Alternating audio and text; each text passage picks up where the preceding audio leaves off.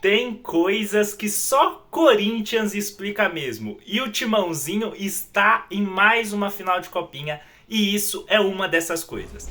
O Timãozinho não era favorito nessa competição, ainda não é. Não era favorito contra o Grêmio, passou hoje. Não era favorito contra o Vasco, passou contra o Vasco. Acho que era muito equilibrado contra o Ituano, passou contra o Ituano.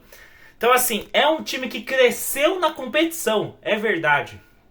E hoje estamos classificados para a final, mais uma vez com o gol dele, o Bahia. Bahia que foi o cara mais decisivo dessa copinha, né? Um dos melhores aí do Corinthians na competição. Ele, o Denner, o Cauê fizeram grandes campanhas na copinha. O Caipira foi importante também, hoje estava suspenso. E é até difícil explicar o que foi essa copinha do Corinthians. É um time de transição, não é um time que brilha aos olhos, é um time efetivo, é um time eficiente que vai lá, faz seu gol, garante o resultado, sai com a vaga, sai com a classificação para a próxima fase. Nessa vez é a final contra o São Paulo, que será disputada no Pacaembu em jogo único, né? E mando do tricolor paulista, mando da torcida do São Paulo. E é uma copinha que, na minha opinião, tem saldo positivo. Nas quartas de final, se caísse para o Vasco, eu já ia falar que foi uma copinha de saldo positivo. Se caísse hoje para o Grêmio, eu já ia falar que foi uma copinha de saldo positivo. Chegando na final para pegar o São Paulo, ainda podendo ser campeão, claro, é futebol, é clássico. Mas é uma copinha de saldo positivo por quê? Porque você teve o amadurecimento de alguns atletas, teve alguns jogadores se destacando que podem servir ao profissional, e não digo só de Bahia, Caipira, Cauê, não. Digo de Dieguinho, que é um ponta que o Corinthians não tem no profissional, um ponta driblador de velocidade. Mesma coisa do Nicolas, o Corinthians não tem esses dois pontas no profissional, podem servir muito bem.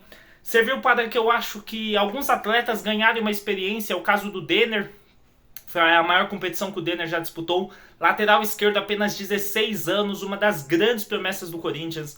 Eu acho que a dupla de zaga corintiana, o Fernando Vera e o Garcês, cresceram muito na competição. Os primeiros jogos eu achava uma dupla completamente perdida, não conseguiam jogar juntos, na minha opinião, e hoje é uma boa dupla de defesa. O Caipira eu acho que amadureceu na competição também. O Pellegrini se mostrou um jogador interessante. Então eu acho que o saldo dessa copinha é positivo por esses fatores que eu falei, e principalmente porque é uma geração sub-17. O Corinthians está jogando com jogadores de 17 anos. O Bahia tem 18, o Denner tem 16. São poucos jogadores nessa copinha que estão fazendo a sua última copinha. É o caso do Cauê, por exemplo, que tem 20 anos. Acho que é um dos poucos que já tem 20 anos desse time. Então acho muito interessante. O Guinegão tem 17 anos. Pra mim não faz uma boa copinha o Guinegão, é verdade, mas se doa, se dedica, mostra vontade, determinação, raça, que é algo que a torcida do Corinthians sempre cobra, sempre exige de seus atletas, e o Guinegão vem demonstrando isso.